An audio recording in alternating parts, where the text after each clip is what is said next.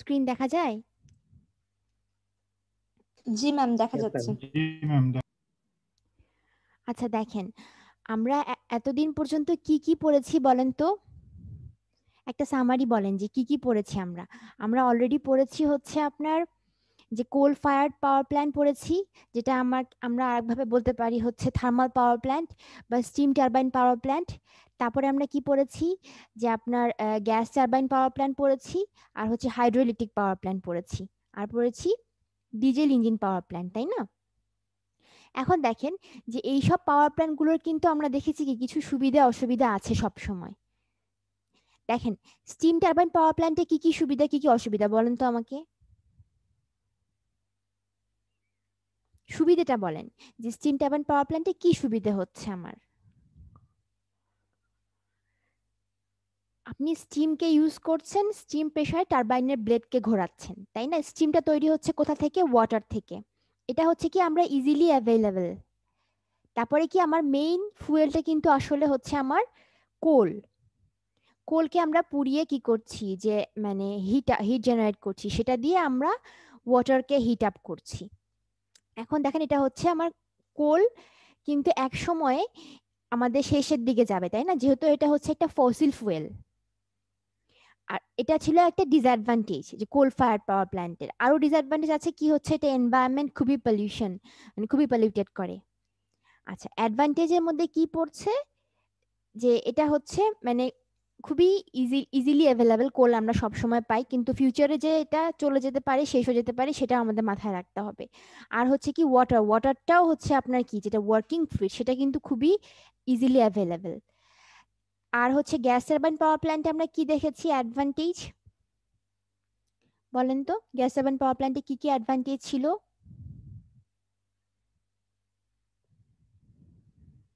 শোনা যাচ্ছে আমার কথা? জি ম্যাম, শোনা যাচ্ছে। বলেন গ্যাস টারবাইন পাওয়ার প্ল্যান্টে কি কি অ্যাডভান্টেজ ছিল আর ডিসঅ্যাডভান্টেজ কি কি, একটু আমাকে বলেন, একটা দুটো বলেন। Gas turbine power plant efficient ছিল, কিন্তু যদি আপনি এর সাথে এই যে স্টিম টারবাইন পাওয়ার প্ল্যান্টকে কোনোভাবে মিক্স করে কম্বাইন পাওয়ার প্ল্যান্ট তৈরি করতে পারেন, তাহলে সে আরো বেশি ইফিশিয়েন্ট হয়। আর হচ্ছে ডিসঅ্যাডভান্টেজ কি ছিল আপনার, যে আপনি যেই টারবাইনকে ঘোরাচ্ছেন সেই টারবাইনটাই কি হচ্ছে আপনার কম্প্রেসরকে রান করাচ্ছে। এজন্য কি হচ্ছে যে আপনার ম্যাক্সিমাম এনার্জি অপচয় হয়ে যাচ্ছে, তাহলে এটা ইফিসিয়েন্সি লেভেলটা কমে যাচ্ছে আনলেস আপনি এর সাথে একে কম্বাইন্ড পাওয়ার প্ল্যান্ট হিসাবে ইউজ করতে না পারেন। আচ্ছা, এখন দেখেন এই যে কোল বলেন, তারপরে গ্যাস বলেন, এগুলো ডিজেল বলেন, এগুলো ছিল কি আমার ফসিল ফুয়েল, এগুলো কিন্তু একসময় শেষ হয়ে যাবে, তাই না? তারপরে আপনি যদি চিন্তা করেন যে হ্যাঁ আমরা যদি হাইড্রো ইলেকট্রিক পাওয়ারের কথা চিন্তা করি, তাহলে হাইড্রো ইলেকট্রিক পাওয়ার তো কি বলেন তো, যে এটা একদম ওয়াটার যেটা সেটা খুবই ইজিলি অ্যাভেলেবেল, বৃষ্টি থেকে আমরা পানি পাচ্ছি। কিন্তু হাইড্রো ইলেকট্রিক পাওয়ার প্ল্যান্টেও কিছু অসুবিধা আছে না বলেন তো? যে আপনার কি হচ্ছে যে আপনি যেই ইনিশিয়াল কস্টটা সেটা অনেক বেশি, কারণ আপনাকে একটা ড্যাম তৈরি করতে হচ্ছে। ড্যাম তৈরি করলে কি আবার খরচ অনেক বেশি। আর হচ্ছে ড্যাম যদি আপনার কোনো কারণে ফেল করে, তাহলে আশেপাশে অনেক মানুষ মানে মারা যেতে পারে প্লাবিত হয়ে এলাকাটা। তারপরে আবার এখানে দেখেন কি লেখা আছে যে আপনি যদি এই প্ল্যান্টের ক্যাপাসিটি বাড়াতে পারেন, আমি দেখিয়েছিলাম মনে আছে কিনা আপনাদের, যে আপনার এর সাথে থার্মাল কোনো পাওয়ার প্ল্যান্টকে ব্যাকআপ হিসেবে ইউজ করতে হয়। মনে আছে ওই যে একটা পাম্প ঘুরিয়েছিলেন, যে ওই পাম্পটাকে চালাচ্ছিল থার্মাল পাওয়ার প্ল্যান্ট ক্যাপাসিটি বাড়ানোর জন্য। এখন এই পাওয়ার প্ল্যান্টগুলোর সুবিধা অসুবিধা সবই আছে। এখন যেটা আমরা পড়বো সেটা হচ্ছে আপনার নিউক্লিয়ার পাওয়ার প্ল্যান্ট। এখন নিউক্লিয়ার পাওয়ার প্ল্যান্ট নিয়ে কারো কোনো আইডিয়া আছে নাকি বলেন তো আমাকে? বাংলাদেশে কি বলেন তো এই পাওয়ার প্ল্যান্ট আছে নাকি তৈরি হচ্ছে, কি মনে হয় আপনাদের? নাই ম্যাম। ম্যাম একটা তো এখন হচ্ছে বাংলাদেশে নেই কিন্তু তৈরি হচ্ছে, কিন্তু এটা কোথায় বলেন তো? রূপগঞ্জ, ঈশ্বরদী, রূপপুর, তাই না? হ্যাঁ, রূপপুর। রূপপুর। রূপপুর এটা কিন্তু তৈরি হচ্ছে, এটা কিন্তু পারমিশন পাওয়াটা খুবই ডিফিকাল্ট। এই যে আপনি যে নিউক্লিয়ার পাওয়ার প্ল্যান্ট যে তৈরি করবেন, এর পারমিশন পাওয়াটা খুবই ডিফিকাল্ট। একটা অর্গানাইজেশন আছে, ওরা বিভিন্ন জায়গায় যেয়ে যে যেখানে আপনার নিউক্লিয়ার পাওয়ার ইউজ করা হয় সেগুলো যে ভিজিট করে, তারপরে আপনার পারমিশন দেয়, যেগুলো আপনার কারেন্ট নিউক্লিয়ার পাওয়ার জেনারেট করছে সেগুলো ভিজিট করে, কি কি আপনাদের প্রবলেম, কি কি সমস্যা, এগুলো ইমপ্রুভ করতে হবে, কোনো অ্যাক্সিডেন্ট হওয়ার সম্ভাবনা আছে কিনা। আবার ধরেন যে কোনো সাইট ভিজিট করে ওরা পারমিশনও দিতে পারে যে হ্যাঁ আপনি নিউক্লিয়ার পাওয়ার প্ল্যান্ট তৈরি করতে পারবেন কিনা। ঠিক আছে, অনেক সময় আগে তো কোনোভাবে পারমিশন দিত না, ধরেন ইউএসএ বা রাশিয়া এগুলো ছাড়া বড় বড় দেশ যারা তাদের হাতেই পুরোটা ছিল নিউক্লিয়ার পাওয়ারটা। এখন দু এক জায়গায় পারমিশন দিচ্ছে। ঠিক আছে, তারপরেও কিন্তু আমার এই যে নিউক্লিয়ার পাওয়ার প্ল্যান্ট এখন আস্তে আস্তে আবার কি মানুষজন এখান থেকে ফেজ আউট করছে। ফেজ আউট মানে হচ্ছে কি যে আপনার নিউক্লিয়ার পাওয়ার প্ল্যান্টটা তৈরি হওয়া তো কমছেই, আবার হচ্ছে কি যেগুলো এক্সিস্টিং সেগুলো বন্ধ হয়ে যাচ্ছে। এগুলোর রিজন কি সেগুলো আমরা আস্তে আস্তে দেখি, এগুলো আপনারা কিছু জানেনও হয়তো। এখন আসেন আমরা শুরু করি কিভাবে নিউক্লিয়ার পাওয়ার প্ল্যান্টে। দেখেন এটা হচ্ছে একটা স্কেমেটিক ডায়াগ্রাম, যে বেসিকটা কি লক্ষ্য করেন একটু নিউক্লিয়ার পাওয়ার প্ল্যান্টে। মেইন ব্যাপারটা হচ্ছে কি যে দেখেন আমরা জানি কি বলেন তো যে এই যে নিউক্লিয়ার পাওয়ারটা এটা কিভাবে জেনারেট হয়, কেউ কি বলতে পারেন?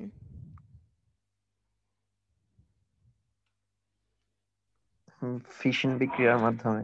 নিউক্লিয়ার ফিশন বিক্রিয়ার মাধ্যমে। আচ্ছা, এখন সেটা কি হচ্ছে, সেই ফিশন প্রক্রিয়াটা হয় আসলে এখানে।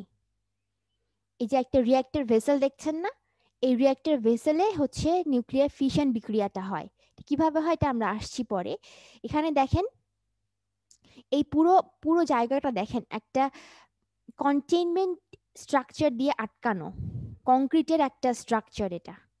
মানে কোনোভাবেই যেন আপনার যদি কোনো কারণে রেডিয়েশন হয়ও, কিছু যদি লিকও করে তাহলেও যেন এই কন্টেইনমেন্টের মাঝেই থাকে। আচ্ছা, এখানে ব্যাপারটা কি হয় দেখেন, এই যে নিউক্লিয়ার ফিশন যে বিক্রিয়াটা এটা যখন হয় তখন আমরা কি জানি বলেন তো, যে প্রচুর পরিমাণে কিন্তু হিট জেনারেশন হয়। এটা আসলে বিক্রিয়াটা কিভাবে হয় বলেন, যে একটা ধরেন সে ইউরেনিয়াম, ধরেন ইউরেনিয়ামের যে নিউক্লিয়াসের মধ্যে আসলে কি থাকে বলেন তো? প্রোটন আর নিউট্রন। নিউট্রন থাকে। কোনোভাবে এই নিউক্লিয়াসটাকে ভাঙানো হয়, কিভাবে ভাঙানো হয় সেটা আমি পরে বলবো, ভিডিও দেখে দেখে বলবো। আচ্ছা, এই যে এই নিউক্লিয়াসটা যখন আপনার ভাঙা হয় তখন হচ্ছে প্রচুর পরিমাণে তাপ জেনারেশন হয়। মেইন ব্যাপারটা হচ্ছে যে অনেক হিট রেডিয়েশন হয়।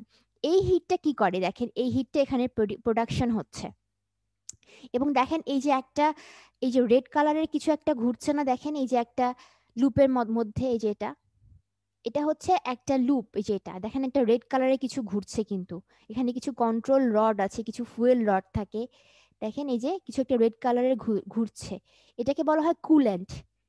এটা ইউজুয়ালি ধরেন আগে গ্রাফাইট ইউজ করা হতো, কিংবা কখনো মানে এই যে এখানে ওয়াটার ইউজ করা হয় কিন্তু কিছু মিক্স করে। ঠিক আছে, টেম্পারেচার লেভেলটা 225 ডিগ্রির মতো রাখা হয়।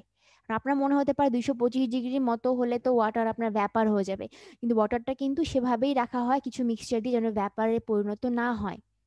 শুধুমাত্র এই কুলেন্ট এজেন্টটার কাজ হচ্ছে কি আপনার এই বিক্রিয়ার কারণে যে হিটটা তৈরি হচ্ছে সেই হিটটা নিয়ে এসে এই যে একটা ব্লু কালারের যে টিউব দেখছেন, এই টিউবে পানি সাপ্লাই দেয়া হচ্ছে। পানি দেখেন পাম্পে, এটা হচ্ছে পাম্প, এই পাম্প দিয়ে পানি সাপ্লাই দেওয়া হচ্ছে। এই পানিটাকে স্টিমে কনভার্ট করা, এখানে হিট এক্সচেঞ্জার আছে। এই কুলেন্টটা কি করছে, জাস্ট এই তাপটাকে বহন করে নিয়ে আসছে এই এই টিউবটার মধ্যে যেখানে স্টিম ম্যাম, জেনারেট হচ্ছে। একজন বলেন, সম্ভবত ওয়েটিং এ আছে একটু দেখুন। জি ম্যাম, আপনি ওয়েটিং কিভাবে রুমে আছে। বুঝলেন? ম্যাম মেসেজ দিয়েছে। ও, সানি, জি ম্যাম। সরি। আচ্ছা, তাহলে কি বললাম বলেন তো? বা ওয়েটিং রুমটা অফ করে দিতে পারেন, তাহলে হলো মানে আপনার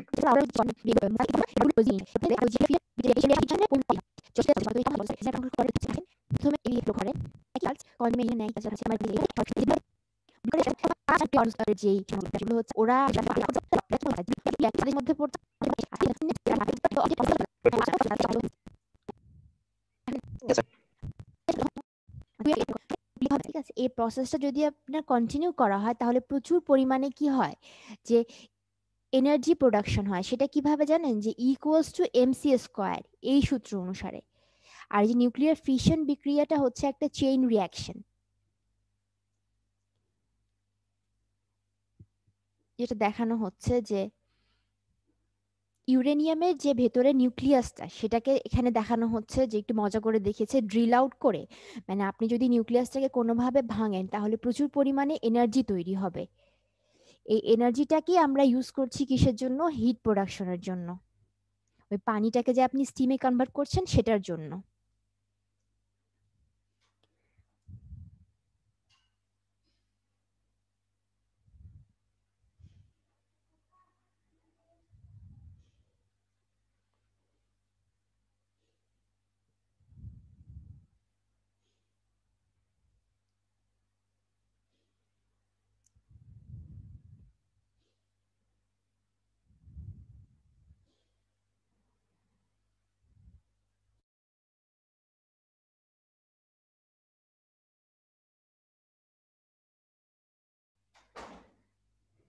দেখেন, নিউক্লিয়ার পাওয়ার যে জেনারেট করা হচ্ছে না, এই যে ফিশন বিক্রিয়ার মাধ্যমে এই যে নিউক্লিয়ার পাওয়ার আমরা জেনারেট করছি, সেটা কিন্তু আপনাদের অনেক বেশি অ্যাডভান্টেজিয়াস অন্যান্য পাওয়ার প্ল্যান্টের চেয়ে।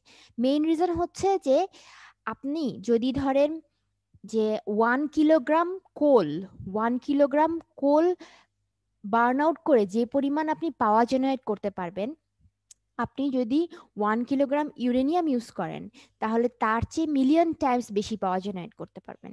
মানে আপনার ফুয়েলের পরিমাণটা কিন্তু অনেক কম লাগে।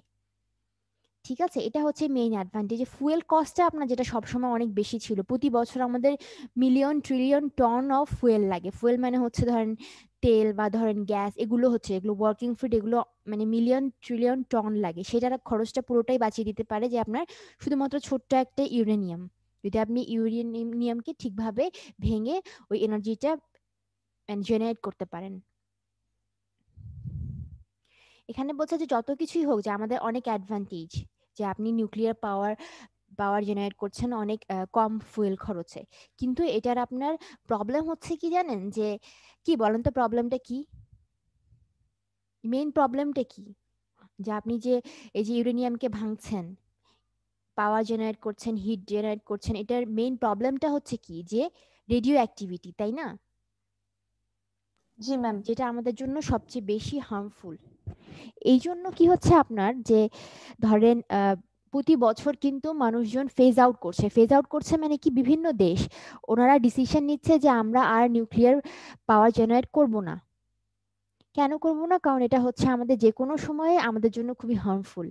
লাস্ট আপনার হচ্ছে যে অ্যাক্সিডেন্টটা হয়েছে, সেটা হচ্ছে আপনার জাপানে হয়েছে, যেটা ফুকুশিমা ডিজাস্টার। ওটা হওয়ার পর মানুষজন আরো বেশি কনসার্ন হয়ে গিয়েছে যে না, কোনোভাবেই আমরা নিউক্লিয়ার পাওয়ার জেনারেট করব না। এই জন্য আপনাদের প্রতি বছর এই যে নিউক্লিয়ার পাওয়ার জেনারেশনের রেটটা কিন্তু কমছে। ঠিক আছে, আরো কিছু ব্যাপার আছে যে মানুষজন যে মানে অবজেকশন দিচ্ছে যে না আর করব না, আমরা কি করব না, যে আমরা নিউক্লিয়ার পাওয়ার জেনারেট করব না। এর জন্য ধরেন বিভিন্ন রকম আন্দোলন হচ্ছে, তারা চাচ্ছে না যে আমাদের মধ্যে রেডিও অ্যাক্টিভিটির কোনো প্রভাব পড়ুক।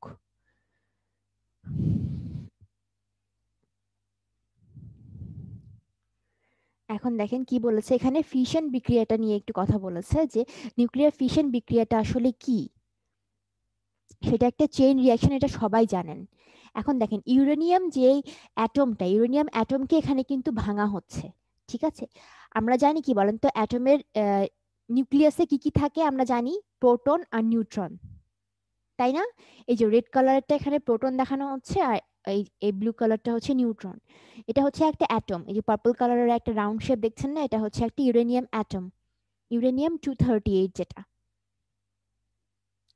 অ্যাটম। এখন বলেছে কি জানেন, প্রতি 140টার মধ্যে একটা ইউরেনিয়াম অ্যাটমের মধ্যে যে 3টা করে নিউট্রন কম থাকে। এই যে একটা কার্টুন দিয়ে এখানে দেখাচ্ছে, দেখেন যে এই যে একটা ইউরেনিয়াম অ্যাটম এসে যে পড়ে গেল না, লক্ষ্য করেন।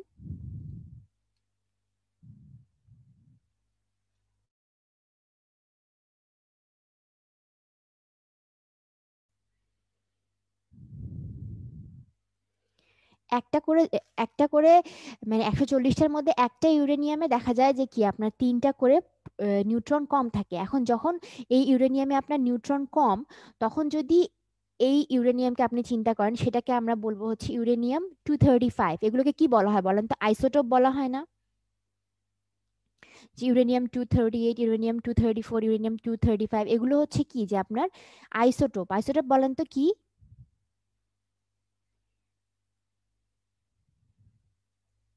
ম্যাম শুনিনি। পারমাণবিক সংখ্যা একই কিন্তু ভর সংখ্যা ভিন্ন, ওরকম পরমাণুকে গুড। আইসোটোপ বলে। এখানে যেটা বলেছে, যেটা আপনার হচ্ছে ইউরেনিয়াম 235, সেখানে কি করা হয় জানেন, একটা করে নিউট্রন হিট করানো হয় সেটাকে, যেগুলো আপনার কি ইউরেনিয়াম 235। ইউরেনিয়াম 235 এর মধ্যে যদি আপনি একটা করে নিউট্রন তাকে হিট করান, তাহলে সেটা আনস্টেবল হয়ে যায়। আনস্টেবল হয়ে গেলে তখন সে ভেঙে যায়। এই দেখেন না এখানে যে ইয়েলোটা সেটা ছিল, ওখানে ওটা হচ্ছে আমরা বলছি ইউরেনিয়াম 235। সেটাকে যখন আপনি একটা নিউট্রন দিয়ে হিট করলেন, তখন ইউরেনিয়াম 236 হয়ে এই যে দেখেন এটা কি স্প্লিট হয়ে গেল, মানে ভেঙে গেল। আর যখনই আপনারা এরা স্প্লিট হয়ে যায়, তখনই হচ্ছে কি আপনারা ওরা কিছু ফিশন প্রোডাক্টস জেনারেট করে। এর মধ্যে আপনার নিউট্রন তো থাকেই, আরও থাকে হচ্ছে কি যে আপনার কিছু গ্যামা রে থাকে, কিছু নিউট্রিয়ন্স থাকে। এগুলো হচ্ছে আপনার fission products, radio active product এগুলো। দেখেন এই যে নিউট্রন, এগুলো ব্লুগুলো নিউট্রন, যে গ্যামা রে সাইডে, আর এগুলো হচ্ছে নিউট্রিয়ন্স ছোট ছোটগুলো। এখন কি বলছে দেখেন, এই যে আপনার যে নিউট্রনগুলো যদি আপনার যেই হিটটা জেনারেট হলো, এই ফিশন প্রক্রিয়ায় যে হিটটা তৈরি হলো, সেই হিটের যদি সামান্যতম হিটও ওরা নেয়, একটা কিছু পোর্শন যদি নেয়, তাহলে ওই নিউট্রনগুলো দেখেন কি হবে, ওরা প্রচুর কাইনেটিক এনার্জি মানে নিয়ে নেয় নিজেদের মধ্যে। তখন ওরা কি করে, ওরা আবার যে আরো একটা নিউক্লিয়াসকে হিট করে, ঠিক আছে, তখন ওরা কি হয়, ওরা আবার ভাঙে। এভাবে দেখেন যে যতগুলো নিউট্রন এরকম কাইনেটিক এনার্জি নিয়ে কি হয়, ওরা পাশের কোনো নিউক্লিয়াসকে হিট করে, আবার ওটা ভেঙে গেলে ওখানে আপনার কি হচ্ছে, আবার একটা চেইন রিয়াকশন প্রসেস শুরু হচ্ছে। বুঝছেন, মানে প্রতিটার ক্ষেত্রে একটা একটা করে কি হচ্ছে, আপনার ফিশন প্রক্রিয়া শুরু হচ্ছে। ব্যাপারটা বুঝছেন কি হচ্ছে, যে আপনার একটা নিউট্রন এসে কোনোভাবে যদি নিউক্লিয়াসকে হিট করে, তাহলে সেখান থেকে কিছু রেডিও অ্যাক্টিভ প্রোডাক্ট বের হয়, সেগুলোকে আমরা কি বলছি, যে ধরেন নিউট্রনস, গ্যামা রে, নিউট্রিয়ন্স, এগুলো কিছু বের হচ্ছে রেডিও অ্যাক্টিভ প্রোডাক্ট। সেগুলোর মধ্যে যেগুলো নিউট্রন আছে, ওরা হচ্ছে কি এই যে নিউক্লিয়াসকে ভাঙলেন, এর জন্য যে হিট জেনারেট হলো সেখান থেকে শক্তি নেয়, নিয়ে ওরা কি হয়, ওরা প্রচুর কাইনেটিক এনার্জি নিয়ে নেয় নিজেদের মধ্যে, মানে ওরা চলন শক্তি সম্পন্ন নিউট্রিয়ন তৈরি হয়ে যায়। তখন নিউট্রনগুলো কি করে, পাশের কোনো নিউক্লিয়াসকে আবার হিট করে, তাই না? তখন ওরা কি করে, ওরা আবার ভাঙে, আবার একই রকম প্রসেস, এভাবে অনেকগুলো নিউট্রন তৈরি হয়, চেইন রিয়াকশন শুরু হয়। এখন এই চেইন রিয়াকশনটা যদি আপনি সবসময় রিঅ্যাক্টরের মধ্যে হতে দেন, তাহলে কিন্তু একসময় আপনার সেটা কন্ট্রোল হারাবে, এই জন্য সেটাকে কন্ট্রোল করতে হয়। এখন কন্ট্রোল করার জন্য এই যে এখানে দেখাচ্ছে যে সে তাকে মানে কন্ট্রোল করছে, এই এই যে এটা কি কালার, এই যে ক্যাপ পরা হ্যাট পরা দেখেছেন না, সে হচ্ছে নিউট্রনগুলোকে কন্ট্রোল করছে, যে আপনার নিউট্রনের সংখ্যা সে বাড়তে দেবে না, কোনোভাবে কন্ট্রোল করবে। আনকন্ট্রোল হয়ে গেলে কিন্তু আপনার ধরেন শূন্যটা ছিল নিউট্রন, সেখান থেকে 100টা হয়ে ধাম করে ব্লাস্ট হয়ে যাবে, সেটা করতে দেওয়া যাবে না। আপনার এই যে প্রসেসটা, যে বিক্রিয়াটা, সেটা কিন্তু কন্ট্রোল হতে হবে, ঠিক আছে? Yes ma'am. এখন প্রবলেমটা হচ্ছে কি দেখেন, এই যে আপনার নিউট্রনগুলো যে কাইনেটিক এনার্জিটা নিল, ওরা হচ্ছে কি জানেন, যে মানে কাইনেটিক এনার্জিটা এত বেশি হয় যে ওদের যে যে মানে ওদের চলাচলটা না কন্ট্রোল না হলে দেখেন কি হয়, ওরা মুভ করছে কিন্তু কোনোভাবে কোনো নিউক্লিয়াসকে কিন্তু আঘাত করছে না। এত বেশি কাইনেটিক এনার্জি সম্পন্ন হয়, ওরা শুধু মুভ করছে, কিন্তু নিউক্লিয়াসকে আঘাত করতে হলে ওদের একটা ডিরেকশন দরকার না, যে এই ডিরেকশনে নিউক্লিয়াসকে আঘাত করতে হবে। এই জন্য প্রথমে যেটা তৈরি করা হয়, কিছু গ্রাফাইট বার দেয়া হয়,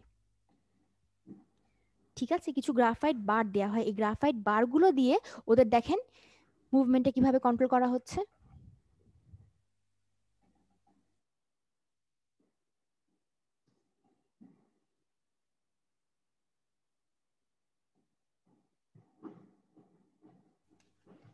দেখেছেন এখানে কি হলো, গ্রাফাইট বার দিয়ে কি করলো, ওদের দেখেন রাস্তাটা কিভাবে কন্ট্রোল করলো।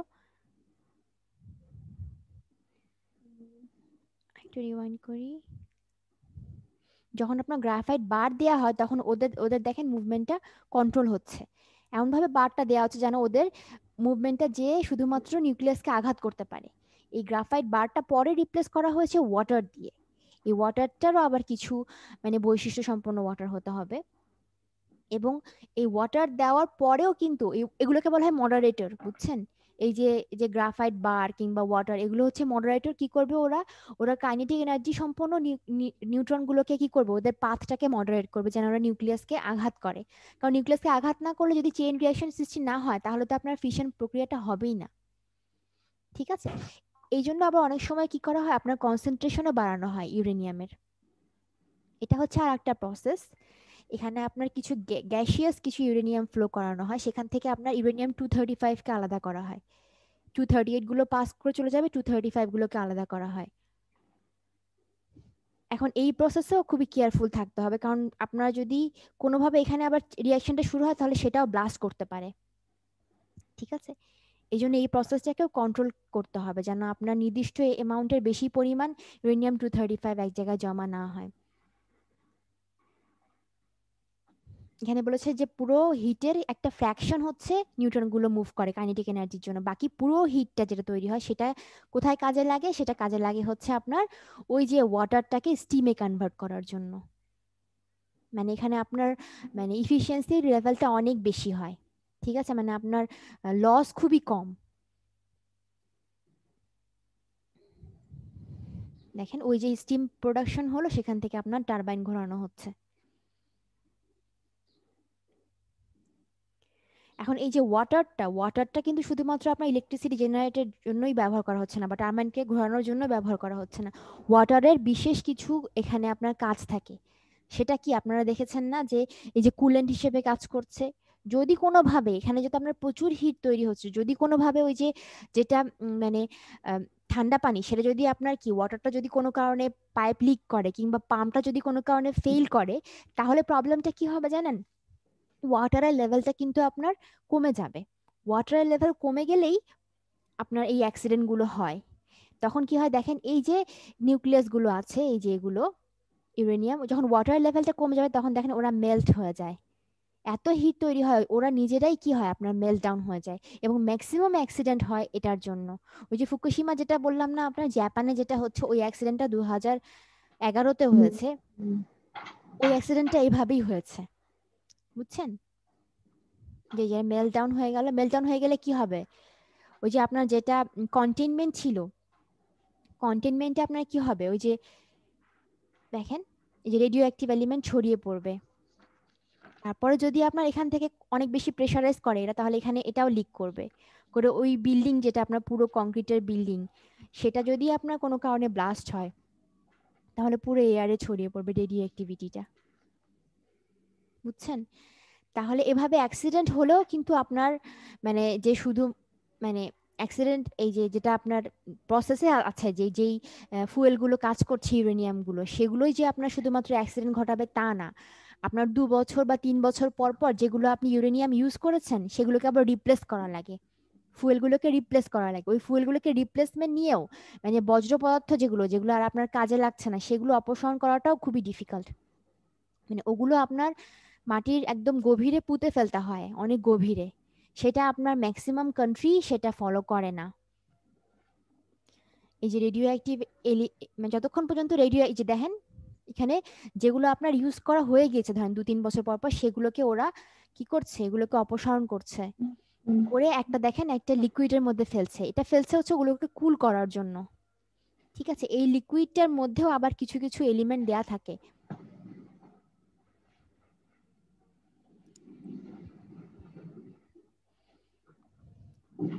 এগুলো হচ্ছে যেগুলো আপনার পার্টিসিপেট করে না নিউক্লিয়ার ফিশন প্রক্রিয়ায় সেগুলো। এগুলোকে জাস্ট আপনার কি যতক্ষণ পর্যন্ত তাদের রেডিও অ্যাক্টিভিটিটা শেষ না হয় ততক্ষণ পর্যন্ত এগুলোকে মানে কোনো এক জায়গায় ক্লোজ পাত করে রাখা হয়, আটকে রাখা হয়। এরকম তলদেশে মানে রাখার অনেকগুলো প্রপোজাল দেয়া হয়েছে, কিন্তু কোনো কান্ট্রি সেগুলো ফলো করে না। আবার দেখেন যে বজ্র পদার্থগুলো তৈরি হয় সেগুলোকে আবার আপনার ইউজ করে এই যে পারমাণবিক বোমা যেটা সেটাও তৈরি করা যায়। এই জন্য ধরেন বিভিন্ন কান্ট্রি এখন ফেজ আউট করছে যে না আমরা ইউজ করতে চাচ্ছি না। দেখেন ম্যাক্সিমাম দেখেন রিঅ্যাক্টর কি করছে, এই যে ওদের নিচেই দেখতে পাচ্ছেন স্ক্রিনটা পুরোটা, ওদের দেখেন যে এই যে রিঅ্যাক্টরের নিচেই দেখেন কি করছে, যেটা ওদের বজ্র পদার্থগুলো, যেগুলো ওয়েস্ট, যেগুলো নিউক্লিয়ার ওয়েস্ট, সেগুলো এখানেই চেপে রাখছে। এখান থেকে যে কোনো কারণে অ্যাক্সিডেন্ট হবে না এরকমও না, কোনো কারণে অ্যাক্সিডেন্ট হতেই পারে। ঠিক আছে, এই জন্য কিন্তু ম্যাক্সিমাম কান্ট্রি হচ্ছে কি যে আপনারা এখন চাচ্ছে না যে আমরা নিউক্লিয়ার পাওয়ার জেনারেট করি। এই রেডিও অ্যাক্টিভিটিটা সব জায়গায় ধরেন এভাবে ছড়িয়ে পড়তে পারে। এই দেখেন কোনো সময় হঠাৎ করে ব্লাস্ট হলো, যেহেতু আপনার যে কোনোখানে এরা যে কোনো সময় চেইন রিঅ্যাকশন শুরু করতে পারে। ঠিক আছে, তাহলে আপনার এই যে ওয়েস্ট পদার্থ অপসারণটাও হচ্ছে অনেক বড় চ্যালেঞ্জ। শুধুমাত্র যে ওই যে আপনার কারেন্ট যেগুলো ইউরেনিয়াম ইউজ করা হচ্ছে সেগুলোই যে অ্যাক্সিডেন্ট ঘটাবে এমন না। আপনি যদি ধরেন যেগুলো ওয়েস্ট ম্যাটেরিয়াল যেগুলো, সেগুলো থেকেও আপনার অ্যাক্সিডেন্ট হতে পারে।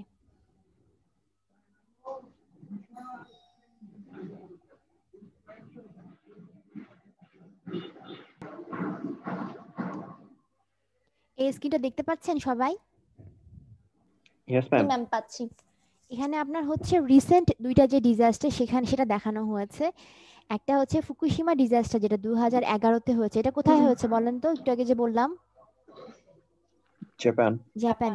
জাপানে হয়েছে। এটা হয়েছে আপনার ওই যে ওদের ভূমিকম্প হয়তো, ভূমিকম্পের সময় এটা হয়েছে এই ডিজাস্টারটা। ওই যে মেলডাউন প্রক্রিয়ার জন্যই এটা হয়েছে আসলে। ওদেরকে কিন্তু আপনার মানে ওই যে বললাম না একটা সংস্থা আছে যারা ভিজিট করে যায় আপনার নিউক্লিয়ার পাওয়ার প্ল্যান্ট, ওরা এসে ওয়ার্নও করেছিল। ওরা করেছিল কি আপনার যেগুলো ব্যাকআপ জেনারেটর ছিল, ওই ব্যাকআপ জেনারেটর গুলো সবগুলো মানে একটা গ্রাউন্ড লেভেলে কাছাকাছি রেখেছিল জাপান। তখন ওরা এসে ওনাদেরকে ওয়ার্ন করেছে যে আপনারা যেভাবে রেখেছেন আর আপনাদের যে ওয়ালটা আছে সমুদ্রের পাশে এটা খুবই ছোট, যদি কোনো কারণে আপনার ফ্লাড হয় তাহলে কিন্তু আপনাদের এগুলো সবগুলো একসাথে শাটডাউন হয়ে যাবে জেনারেটর গুলো। ওরা ওরা সেটা শোনেনি, বুঝছেন? ওরা নিজেদের দোষেই আসলে ভুলটা করেছে। এখন তারপরে ওদের যেটা হয়েছে ওই যে মেলডাউন প্রসেসের জন্য আপনার পানি আসলে ওদের আলাদা হয়ে গিয়েছিল, হাইড্রোজেন আর অক্সিজেন যেটা, তারপরেই একটা ব্লাস্ট আউট হয়েছে। কিন্তু ওদের ভাগ্য ভালো যে ওদের যে কন্টেইনমেন্টটা ওটার মধ্যেই মানে সম্পূর্ণ প্রসেসটাকে ওরা চাপা দিতে পেরেছে, যে রেডিয়েশন লেভেলটা ওটার মধ্যেই আটকে রাখতে পেরেছিল। কিন্তু আপনার যেটা চেরনোবিল, সেখানে কিন্তু আপনার ওদের কোনো কন্টেইনমেন্টই ইউজ করতো না ওরা, বুঝছেন? ওটা আপনাদের অ্যাক্সিডেন্ট হওয়ার পরে ওরা সবাই জিজ্ঞেস করছে তাহলে এতদিন কিভাবে চললো, যেটা আপনার সবচেয়ে বড় ডিজাস্টার মানে এতদিন পর্যন্ত, যেটা 1986-এ হয়েছে। সেটা হচ্ছে আপনার চেরনোবিল যেটা ডিজাস্টার, সেটা হচ্ছে সবচেয়ে স্মরণকালের সবচেয়ে ভয়াবহ যেই মানে ক্ষতিটা মানুষের হয়েছে বা এনভায়রনমেন্টের হয়েছে, সেটা সবচেয়ে বেশি ক্ষতি হয়েছে। এটা সবাই একটু জানেন না, একটু হলেও জানেন? জি ম্যাম। আচ্ছা, এটা এখানে দেখেন, এখানে কি বলছে, বলেছে nuclear power phase out. Phase আউটটা কি বলেন, আমি বললাম একটু আগে যে কিছু কিছু কান্ট্রি আছে যারা এখন মানে মোটামুটি ল করে ফেলেছে যে আমরা নিউক্লিয়ার পাওয়ার জেনারেট করব না। এই যে এটার মেইন রিজন হচ্ছে ওদের রেডিও অ্যাক্টিভিটিকে নিয়ে প্রবলেম। আসলে প্রবলেম হওয়ার কথা, কারণ একটু পরে একটা ভিডিও দেখাবো আপনাদের, আমি ওটা দেখলে বুঝতে পারবেন যে রেডিও অ্যাক্টিভিটি কত ক্ষতিকর হতে পারে। শুধু মানুষের জন্য না, আপনার এনভায়রনমেন্ট, পশু পাখি সবাই তো এফেক্টেড হবে, খুবই অবভিয়াস এটা। আচ্ছা, এখানে দেখেন সবার আগে ফেজ আউট করে হচ্ছে কে, দেখেন কান্ট্রিটা হচ্ছে আপনার অস্ট্রিয়া। অস্ট্রিয়া সবার আগে ফেজ আউট করে, তারপরে ওদের সাথে হচ্ছে আপনার সুইডেন, ইটালি, বেলজিয়াম এবং আপনার ইউরোপিয়ান কান্ট্রিগুলো এখন ফেজ আউট করছে ম্যাক্সিমাম। সবাই কিন্তু যাচ্ছে এখন কিসের দিকে বলেন তো? কোল এক সময় শেষ হয়ে যাবে, কোল ফায়ার পাওয়ার প্ল্যান্ট দিয়ে আপনার প্রচুর এনভায়রনমেন্ট পলিউশন হয়। হাইড্রো হচ্ছে অতটা ফিজিবল না, কারণ আপনার হ্যাঁ সবাই যাচ্ছে এখন আপনার রিনিউয়েবলের দিকে, সোলার কিংবা ধরেন উইন্ড, এগুলো তাই না, টাইডাল এনার্জি যেটা, সবাই কিন্তু রিনিউয়েবলের দিকে যাচ্ছে। এই জন্য কিন্তু এত কথা যে রিনিউয়েবল নিয়ে, এই জন্যই এত কিছু। কিন্তু রিনিউয়েবল যেমন হচ্ছে কি, রিনিউয়েবল এনার্জি আপনি কিন্তু 24 আওয়ার্স ইউজ করতে পারছেন না। সোলার কিন্তু আপনি 24 আওয়ার পাচ্ছেন না, উইন্ড 24 আওয়ার পাচ্ছেন না, ভ্যারি করছে। কিন্তু আপনি নিউক্লিয়ার পাওয়ার প্ল্যান্ট যদি আপনি ইউজ করেন, আপনার সবচেয়ে বড় সুবিধা হচ্ছে ওরা খুবই রিলায়েবল, তার 24 আওয়ার্সে আপনাকে পাওয়ার সাপ্লাই দিতে সক্ষম। ঠিক আছে, আপনি কিন্তু তাকে বেস লোড পাওয়ার প্ল্যান্ট হিসেবে ইউজ করতে পারেন, মানে আপনার সে খুবই রিলায়েবল একটা সোর্স যেখান থেকে আপনার 24 আওয়ার্স আপনি পাওয়ার পাবেন। এবং সেটা আপনি যদি একটা নিউক্লিয়ার পাওয়ার প্ল্যান্ট একবার সেট আপ করেন, সেটা ইজিলি 20-40 বছর চলে যাবে, খুবই কম ফুয়েল খরচে। ঠিক আছে, এই জন্য এগুলো চিন্তা করে অনেক দেশ তৈরি করছে, আমাদের দেশ নিজেরাই তৈরি করছে, কিন্তু ম্যাক্সিমাম দেশ এখন ফেজ আউট করছে। ঠিক আছে, এই যে জার্মানিতে নিউক্লিয়ার পাওয়ার প্ল্যান্ট ছিল কিছু, ওরা এখন ডিসিশন নিয়েছে যে না আমরা ফেজ আউট করবো। দেখেন ওদের প্রোডাকশন কিন্তু কমে গিয়েছে। 2011-তে কত ছিল দেখেন, আর 2010-এ কত ছিল। 2010-এ ওরা 22.4% পাওয়ার জেনারেট করতো, সেখানে এখন কত হচ্ছে দেখেন 17.7% হয়ে গিয়েছে। অনেক পাওয়ার প্ল্যান্ট ওরা অফ করে দিয়েছে, নিউক্লিয়ার পাওয়ার প্ল্যান্ট। এত বড় বড় ইউরোপিয়ান কান্ট্রিরাও ফেজ আউট করেছে, আর হ্যাঁ, বাংলাদেশে তো একটা এত বড় ইনিশিয়েশন কেন নিল আল্লাহই জানে।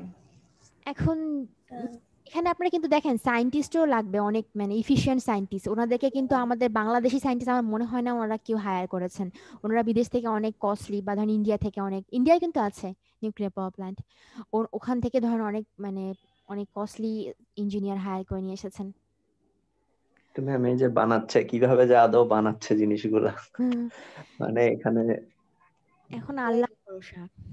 এখন আর ধরেন এত যে ডেন্সলি পপুলেটেড, আল্লাহ না করুক হঠাৎ একটা দুর্ঘটনা হয়ে গেলে তো দেখা যাবে মানে পুরো আমরা পালানোর সুযোগও পাবো ডিজাস্টার না। হয়ে যাবে। সেটাই ম্যাম, হ্যাঁ, এই যে দেখেন একটা পাওয়ার প্ল্যান্ট যেটা, এই যে এটা গ্রাফেন রেইন ফিল্ড, এটা হচ্ছে আপনার জার্মানির। এটা অলরেডি শাটডাউন, এটা এখন শাটডাউন। এটা হচ্ছে আপনার দেখেন এই যে সরি, এটা হচ্ছে 2015 সাল পর্যন্ত চলেছে। দেখেন 1981 থেকে 2015 সাল পর্যন্ত চলেছে, এখন এগুলো শাটডাউন। এখন বুঝছেন ইউরোপিয়ান কান্ট্রিতে, আমি সেদিন একটা জিনিস পড়ছিলাম যে ইউকেতে ওরা 2030 সাল থেকে কোনো ধরনের ডিজেল পেট্রোল বিক্রি করবে না, বন্ধ করে দিচ্ছে ওরা ডিজেল পেট্রোল বিক্রি করা। আপনারা কি আমার কথা শুনতে পাচ্ছেন নাকি নয়েজ আসছে বলেন তো? না না না ম্যাম শুনতে না, পাচ্ছি। আমি শুনতে পাচ্ছি। আচ্ছা, বুঝছেন ওরা 2030 সাল থেকে কোনো ধরনের মানে মানে কার কার চালানোর জন্য, বা ধরেন ইলেকট্রিক ভেহিকল চলে আসছে এখন, জানেন তো না যে ইলেকট্রিক ভেহিকল চলে আসছে, বা হাইব্রিড কার, এগুলো শুনেছেন না, নাম শুনেছেন না যে হাইব্রিড কার জি চলে ম্যাম আসছে। শুনেছি। ওরা চাচ্ছে যে এখন আপনার গাড়িও চলুক কোনো ফসিল ফুয়েল ইউজ না করে, এনভায়রনমেন্ট পলিউশন যেন কম হয়, কার্বন ইমিশন যেন, কার্বন ডাইঅক্সাইড ইমিশন যেন কম হয়। ইলেকট্রিক কার চলে এসেছে এখন সম্পূর্ণ, যে রিনিউয়েবল সোলার একটা প্যানেল সেট করেছে, তারপর একটা উইন্ড টারবাইনের মতো ছোট টারবাইন গাড়ির উপরে সেট করেছে, এরকম কিছু জিনিস তৈরি করছে এখন। বা ধরেন কিছু চার্জিং স্টেশন আছে ওদের, যেখানে যে ধরেন ব্যাটারিটা চার্জ দিয়ে নিয়ে আসে গাড়িগুলো, বুঝছেন। এখন ওরা কম দামে এগুলো ছাড়ছে, যে 2030 থেকে ওরা কোনোভাবেই নর্মাল যেগুলো কার সেগুলো ওরা ছাড়বে না, বা ওরা ওই বিক্রিটাই বন্ধ করে দিবে। পেট্রোল তারপরে ধরেন ডিজেল এগুলো বিক্রি করবে না আর। তখন মানুষ বাধ্য হয়ে নর্মাল কার বাদ দিয়ে ইলেকট্রিক কার কিনবে। এখনই দেখলাম অনেক চলে আসছে, ওই যে আপনার প্রায়াস, তারপরে এগুলো কিন্তু হাইব্রিড কার। তারপরে আরো দেখলাম যে জাগুয়ার কিছু একটা আসছে, এরকম বাংলাদেশেও আসছে। সবচেয়ে বড় তো ইলেকট্রিক কার company Tesla. Tesla, yes ma'am, Tesla. Jaguar দেখেছি আমি সেদিন, যে কিছু কিছু কার আসছে, ওরা মানে ওরা যাচ্ছে এখন অন্যান্য কোনো যেগুলো কিছুতে। ব্র্যান্ড আছে বিএমডব্লিউ, জাগুয়ার, পোরশা, এরা হচ্ছে এখন ইলেকট্রিক কারের উপর অনেক ইনভেস্ট করতেছে। তাই না, ওনারাও তৈরি করছেন ইলেকট্রিক কার, কারণ আলটিমেটলি আপনার ফিউচারে ওই কারই চলবে। হাইব্রিড কারগুলো যেগুলো যেমন ধরেন ফুয়েলেও চলবে, আবার ধরেন ইলেকট্রিক মানে চার্জ দিয়েও চলবে ব্যাটারিতে, সেটাও আসছে এখন অনেক। আর ওরা ধরেন যে মানে ওই গাড়িতেই ফুয়েল ইউজ করছে না, আর সেখানে তো ওরা পারমাণবিক বিদ্যুৎ কেন্দ্র তৈরি করার কোনোভাবে পক্ষপাতী না, সবাই এখন ফেজ আউট করছে। আচ্ছা, এগুলো হচ্ছে ধরেন যেগুলো টপ কান্ট্রি যারা নিউক্লিয়ার পাওয়ার জেনারেট করছে। দেখেন কিছু কিছু কান্ট্রির নাম দেওয়া আছে, ইউএসএ, ফ্রান্স, চায়না, জাপান, এগুলো কিছু কান্ট্রি আছে, রাশিয়া। এদের তো এখনো শিক্ষা হয়নি। দেখেন এখানে কি যে অ্যাডভান্টেজ গুলো দেখেন, যে আপনার অন্যান্য পাওয়ার প্ল্যান্টের চেয়ে যদি একটা 1000 মেগাওয়াট পাওয়ার প্ল্যান্ট চিন্তা করেন, যে কোল ফায়ার্ড বা গ্যাস ফায়ার্ড, সেখানে আপনার কি তার সাথে আপনার নিউক্লিয়ার পাওয়ার প্ল্যান্টে দেখেন কম্পারিজনটা বোঝাচ্ছে যে মানে ইমিশনটা কেমন হচ্ছে। সালফার ডাইঅক্সাইড ইমিট করছে কে দেখেন, কোল অলমোস্ট 1000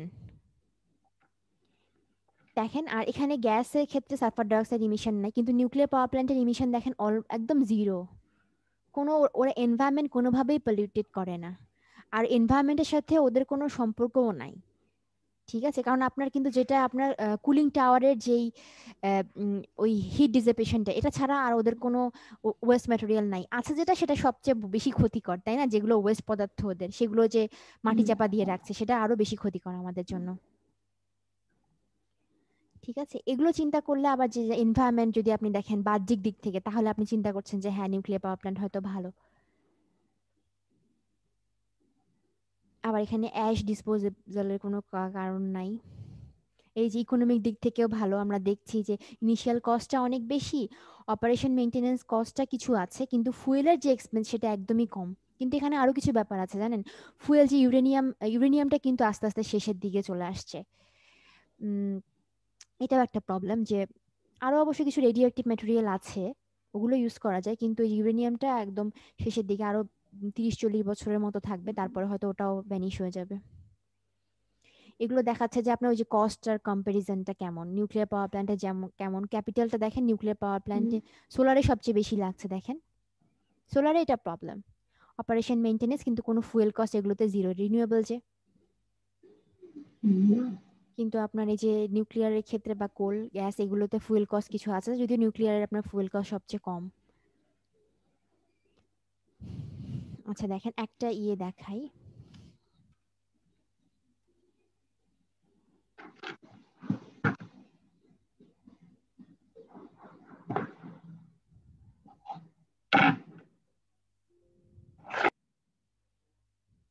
কি দেখতে পাচ্ছেন আপনারা স্ক্রিনে?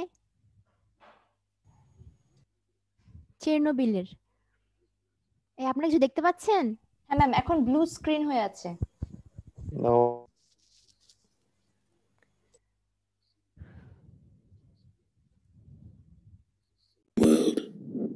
এখন হ্যাঁ জি ম্যাম, দেখা যাচ্ছে এখন।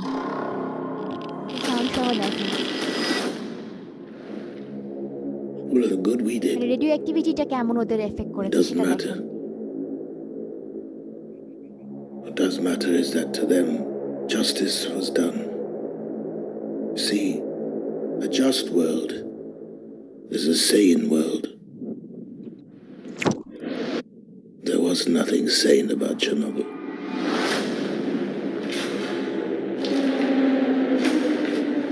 I'm pleased to report that the situation in Chernobyl is stable.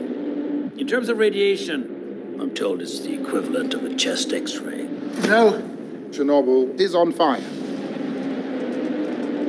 And every atom of uranium is like a bullet, penetrating everything in its path. Metal, concrete, flesh. Now Chernobyl holds over 3 trillion of these bullets. Some of them will not stop firing for 50,000 years. Tell me how to put it out. You are dealing with something that has never occurred on this planet before.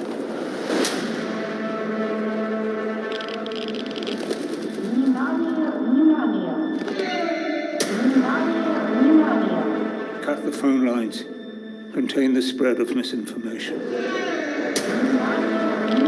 What will happen to our boys? The pain is unimaginable. In 3 days to 3 weeks, you're dead. You can see him, and you cannot touch him. Do you understand? What happened on the night of the accident? Asking the right question will get you the truth. There is no truth. What happened there? What happened after? All of it. All of it.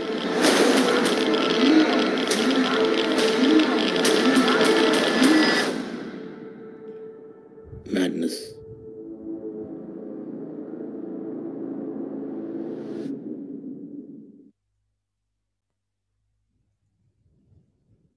দেখেছেন? জি ma'am, এই সিরিজটা দেখেছিলাম ma'am, অনেক ভালো লাগছিল। দেখি কত ভয়ঙ্কর লাগে, চিন্তা করেন ব্যাপারটা, হ্যাঁ। যে ওনারা যারা এগুলো ফেস করেছেন ওনাদের কি সিচুয়েশন। ওই জায়গাটা তো এখনো আই থিংক মানে কোনো মানুষ যায় না আর কি, পারমিশন ছাড়া। হ্যাঁ হ্যাঁ, হ্যাঁ, এখনো যায় না, নাকি একটু এফেক্ট আছে শুনছি, মানে এখনো নাকি রেডিয়েশন আছে। এখনো যায় না মানুষ ওখানে, কোনো রেডিয়েশন আছেই। হ্যাঁ আছে। ওটা আপনার 2064 বা 65 পর্যন্ত থাকবে।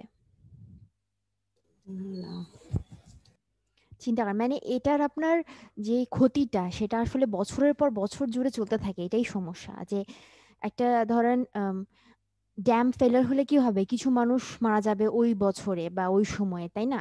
মানে কিছু একটা ওই সময়টার জন্য ক্ষতিটা, কিন্তু এই ক্ষতিটা আপনার হচ্ছে মানে পুরো পৃথিবীর ক্ষতি, আবার বছরের পর বছর জুড়ে চলবে, তাই না? এটাই জি সমস্যা। ম্যাম। আল্লাহ না। আচ্ছা, অ্যাডভান্টেজ গুলো বলেন। অ্যাডভান্টেজ গুলো অলরেডি বলা হয়েছে যে ফুয়েল যেহেতু আপনার খুবই কম লাগছে, তাহলে ফুয়েল কস্ট খুবই কম, এটা আমরা দেখলাম।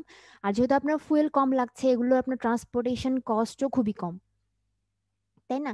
আর এখানে দেখেন কি লিখেছে, যে এটা আপনার একটা নর্মাল স্টিম টারবাইন পাওয়ার প্ল্যান্টের যে মানে সেম ক্যাপাসিটি যদি আপনি তৈরি করতে চান, স্টিম টারবাইন পাওয়ার প্ল্যান্টের সাথে নিউক্লিয়ার পাওয়ার প্ল্যান্ট যদি আপনি কম্পেয়ার করেন, তাহলে দেখবেন যে মানে জায়গাটা অনেক কম লাগে। যেখানে আপনার একটা 2000 মেগাওয়াট কোল ফায়ার স্টিম পাওয়ার প্ল্যান্ট তৈরি করতে লাগছে 250 একর জমি, সেখানে এখানে লাগছে কত, মাত্র 80 একর জমি। দেখেছেন? আচ্ছা, এখন দেখেন এখানে কি বলেছে, যে আমার আরেকটা ব্যাপার, সেটা হচ্ছে যে কার্বন ডাইঅক্সাইড গ্যাস বা যেগুলো আপনার এনভায়রনমেন্ট পলিউশন, যেটা আপাত দৃষ্টিতে দেখা যাচ্ছে সেটা খুবই কম।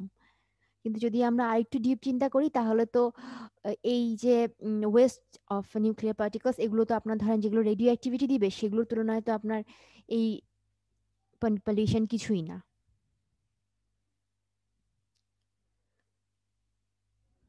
আচ্ছা, এখানে ওই কম্পারিজনটা দেখানো হচ্ছে যে আপনার ওয়ান পাউন্ড অফ ইউরেনিয়াম আসলে আপনার কি, যে 1 মিলিয়ন গ্যালনস অফ গ্যাসোলিনের সমান। ইকুইভ্যালেন্সে চিন্তা করেন যে সামান্য একটু ইউরেনিয়াম ইউজ করে আপনি মানে কত বেশি ইলেকট্রিসিটি তৈরি করতে পারেন। একটা যে কোনো বাসা বাড়িতে আপনি অলমোস্ট এভারেজে 34 ইয়ার্স পাওয়ার সাপ্লাই দিতে পারবেন যদি আপনি 1 পাউন্ড ইউরেনিয়াম ইউজ করেন, বুঝছেন? আর এই যে একটা 1 পাউন্ড ইউরেনিয়াম হচ্ছে কি আপনার 1 মিলিয়ন টাইমস এনার্জি দেয়, কিসের তুলনায়, একটা 1 পাউন্ড কোলের তুলনায়।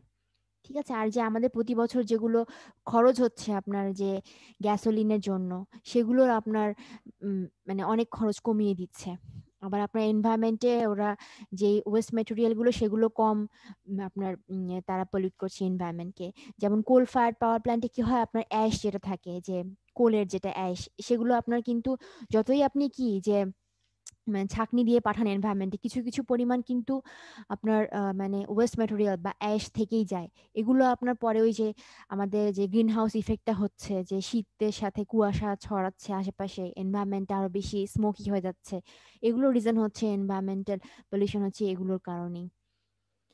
এখন ধরেন বিভিন্ন দেশ আসলে এই যে কোল ফায়ার পাওয়ার প্ল্যান্টের ইউজটা অনেক কমিয়ে ফেলেছে। আচ্ছা, মেইন ডিসঅ্যাডভান্টেজ তো হচ্ছে আপনার রেডিও অ্যাক্টিভিটি, আর ইনিশিয়াল কস্টটা অনেক বেশি, বুঝতেই পারছেন। আবার বললাম হচ্ছে কি যে অনেক রিস্কি, যে ট্রান্সপোর্টেশন, আপনি ট্রান্সপোর্ট করবেন মানে নিউক্লিয়ার পাওয়ারের জন্য ইউরেনিয়াম বা এগুলো থোরিয়াম, এগুলো এগুলো যদি আপনি যদি ট্রান্সপোর্ট করেন, তাহলে সেটা আপনার জন্য খুবই রিস্কি হয়ে যায়। আর আপনার আরো বেশি স্কিল ইঞ্জিনিয়ার লাগবে, অনেক বললাম না যে অনেক কস্টলি হয়, ওনাদেরকে হায়ার করে নিয়ে আসতে হলে অনেক বেতন দিয়ে বা স্যালারি দিয়ে আনতে হবে, বিভিন্ন জায়গা থেকে ট্রেন করেও আনতে হবে যদি আপনি নিজের দেশে ইউজ করতে চান। নিউক্লিয়ার রিঅ্যাক্টর, নিউক্লিয়ার ফুয়েল, এগুলো তৈরি করতে হলে আপনার মানে অনেক বেশি ভালো টেকনোলজি সম্পন্ন কিছু ইউজ করতে হবে। কারণ বুঝতে পারছেন যে এখানে যদি কোনো সামান্যতম ভুল হয়, সেই ভুলের এফেক্টটা মানে পুরো জাতিকে বহন করতে হবে যুগ যুগ ধরে। বলেই বলা হচ্ছে। আর এই চেরনোবিল ডিজাস্টারের কথা এখানে কিছু বলেছে, দেখেন যে যখন এই ডিজাস্টারটা হয় না, তখন আপনাদের ওই যে ওখানকার যে লোকাল যারা ছিল, এটা হয় আপনার 26 এপ্রিল 1986-এ ইউক্রাইনে, সোভিয়েত ইউনিয়নে। এটা যারা লোকাল পিপল ছিল ওখানে, বুঝছেন, ওদেরকে সাথে সাথে জানানো হয় না যে আপনাদের এই ডিজাস্টার হয়েছে বা এখানে আপনার মানে বিস্ফোরণটা হয়েছে, ওদেরকে জানানো হয়েছে 2 দিন পরে। তখন ধরেন ওরা অলরেডি মানে অ্যাফেক্টেড, ওরা পালানোরও কোনো কথা চিন্তাও করেনি, তখন ওরা অলরেডি এফেক্টেড। কারো কারো ধরেন যে চুল খসে পড়ছে, কেউ কেউ মুখের মধ্যে কোনো মেটালের মানে স্বাদ পাচ্ছে, এরকম ব্যাপারগুলো যখন ওরা কমপ্লেন করা শুরু করে, তখন 2 দিন পরে টিভিতে নিউজটা প্রকাশ করা হয় ওদের দেশে, যে এরকম ডিজাস্টারটা হয়েছে, তাহলে এখন আপনারা স্কেপ করেন। ওদের একটা যে সাইরেনের মতো বাজানো হয়, সেটা বাজানো হয়, তখন ওরা মানে স্কেপ করা শুরু করে। এই ছবিটা লক্ষ্য করেন, দেখেছেন ছবিটা দেখা যাচ্ছে? জি ম্যাম, দেখা যাচ্ছে। দেখেন ওই যে এখানে ওই ছবিটা দেখানো আছে, এই জায়গাটা পুরোটা কিন্তু উড়ে যায়নি, কারণ এখানে বিস্ফোরণটা হয়েছে আসলে পানিতে, বুঝছেন? পানিতে বিস্ফোরণ হয়ে পুরো জিনিসটা লিক আউট হয়েছে। আর এটা উড়ে গিয়েছে, ব্যাপারটা হচ্ছে যে ওদের কোনো ওই যে কন্টেইনমেন্ট ছিল না, ওরা কন্টেইনমেন্ট ছাড়াই ইউজ করছিল। যে এই যে কংক্রিটের যে ওয়ালটা, সেটা থাকলে আপনার পুরো রেডিও অ্যাক্টিভিটি ওর মধ্যে চাপা দেওয়া যেত, যেটা যেটা হচ্ছে জাপানে ওরা করেছে। কিন্তু ওদের ওই কন্টেইনমেন্টটা ছাড়াই ওরা কিভাবে চলছিল এত বছর, সেটাই একটা অবাক করা বিষয়। আসলে ধরেন যে প্ল্যানগুলো যখন ডিজাইন করে, এটা কিন্তু কিছু বছর পর পর আবার ডিজাইনটা হচ্ছে আপনার ইমপ্রুভমেন্ট করা হয়। হয়তো তখন ওদের ওরকম ডিজাইন ছিল না, নাকি পরে ইমপ্রুভমেন্টে এটা এনেছে কিনা সেটাও একটা ব্যাপার। দেখেন তো এখানে কি বলছে, রিঅ্যাক্টর হলটা হচ্ছে এটা, এই যে এটা রিঅ্যাক্টর হলটা, বুঝতে পাচ্ছেন যে রিঅ্যাক্টর হলটা এখানে। আর বলেছে টারবাইন বিল্ডিংটা হচ্ছে এটা, দেখেছেন ড্যামেজটা দেখানো যাচ্ছে। এখনো মনে হয় এটা এরকমই আছে। আর ওদের এখানে এখানে মানে কি একটা শহর আছে, ওই শহরটা এই যে দেখেন, প্রিপেড একটা সিটি, এই সিটিটা এখন মানে অ্যাবান্ডন্ট, কেউ যায় না, কারণ এখানে রেডিও অ্যাক্টিভিটি এখনো আছে, বুঝতে পারছেন যে এখনো আছে। 2065 পর্যন্ত আপনার এই জিনিসটা থাকবেই, 2065 পরে যে হয়তো কমবে। কিছু কিছু বুঝছেন, কিছু কিছু ধরেন রেডিও অ্যাক্টিভ ম্যাটেরিয়াল কয়েক সেকেন্ডে আপনার মানে ওদের লাইফ টাইম শেষ হয়, কতগুলো আপনার কি হাজার হাজার বছরেও ওদের রেডিয়েশন বা রেডিও অ্যাক্টিভিটিটা যায় না।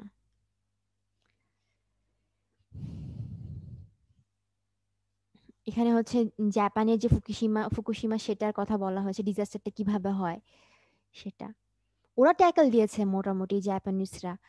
ওই যে আপনার যে সুনামি আসার পরও যে ওদের মানে ওই যে ওদের কন্টেনমেন্টটা খুবই ভালো ছিল, ওরা ওখানেই চাপা দিয়ে ফেলেছে রেডিও অ্যাক্টিভিটিটা, ছড়াতে দেয়নি, ওরা ট্যাকল দিয়েছে ঠিকঠাকই। রেডিয়েশনটা দেখাচ্ছে যে কিভাবে হচ্ছে।